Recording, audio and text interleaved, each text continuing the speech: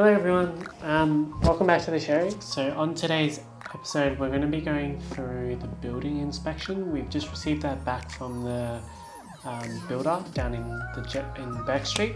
So I just wanted to take this time to go through just so you guys kind of know the process with looking at a building report and then what kind of things to identify. So we'll just hop on over the computer and we'll go through that now. So hopping into the inspection report, we start off here just with a general overview of the house, just kind of stating what the house is built out of. So we got here, just a brick construction with timber frame on top. Then you go into the external items. So that'll be everything on the outside of the walls. That'll be your facade of the house, veranda, that kind of stuff. And what the inspector will do is just go through each of these listers, just kind of visually what they see. Of course, the main purpose of this is to make sure that there's no major damages to the place. Everything on the house was pretty good in this regard, but just have a couple of read-throughs of these reports because there's a lot of different wording that they use that you just need to make sure that you're understanding. And it's also good to kind of see the materials are made of. In this case, we discovered a part of the house was asbestos sheeting, which was in good condition, so we don't have to do anything with it at the time being.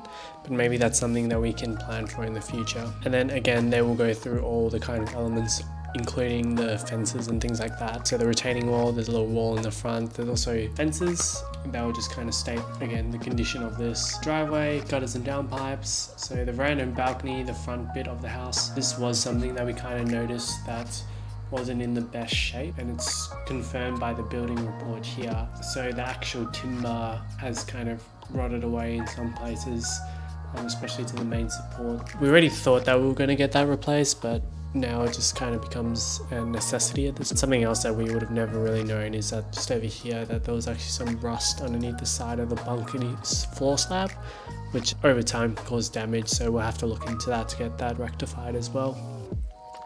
And again, photos of the main damages to the veranda, so the wood rot on the main support beam, the base rails.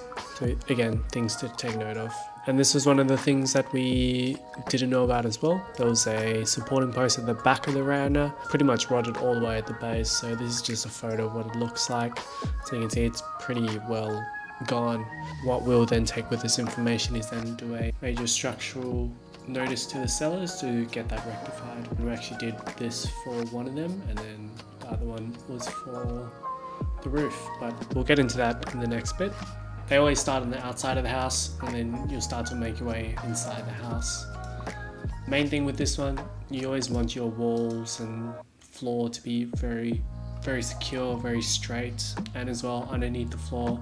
Given that this is a timber building, we want to make sure that everything's nice and dry and that the stumps are in good condition. And in this case, again, we're pretty happy with that because it was in good condition. I'll also be looking at any moisture as well in the property, because a lot of these houses down in Albany, there will be timber frames, so dampness can cause an issue over time with wood rot. And so you just got to be really careful with this kind of stuff to make sure that there's not a lot of water and good drainage around. Section here is we're going into the ceiling. This is another thing that we claim put on the structural notice for the sellers to fix. So in this certain case scenario, the actual ceiling is coming away from the supporting frame. So in this kind of context, you've got to be very specific with the wording, and if you had any questions, make sure to also contact the building inspector and they can clarify things for you. So you got to especially look out for things like this with the wording. This means that it's a major structural issue, and for safety reasons it has to get fixed for selling. So this is a good thing that got pointed out. We did see initially that it was sagging, but we thought that was due to moisture, but it's actually just ceilings are getting deflected. So the sellers are going to replace the entire roof in this case scenario, another expense that we don't have to pay. It's really important to get your building inspections done. And then this again, another summary at the bottom.